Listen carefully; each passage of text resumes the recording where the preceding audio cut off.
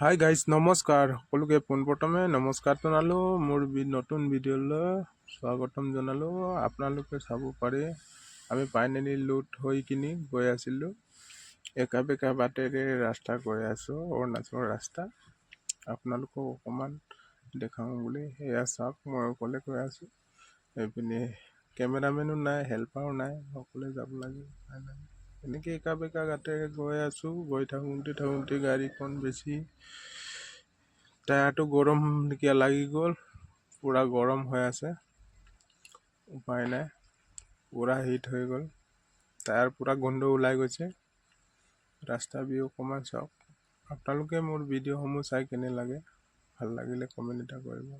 এইপিনে চাওক, পূৰা টায়াৰ এনেকৈ হিট হৈ যায়, পূৰা গৰম হৈ যায়, ড্ৰাম পূৰা গৰম হৈ যায়, পানী ঢালি আনিবলগীয়া হয়। বহুত দূৰ ৰাস্তা, পাহাৰ ৰাস্তা, ডাউনত পূৰা নামিবলগীয়া হয়, পানীত ঢালি আনিবলগীয়া হয়, নহ'লে টায়াৰটো ব্ৰাছ হৈ যাব যে, ইয়াৰ কাৰণে।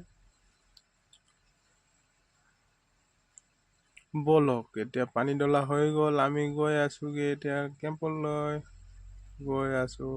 আমি যামগৈ আপোনাৰ পাছিঘাট ৰুকচিনলৈকে যাম।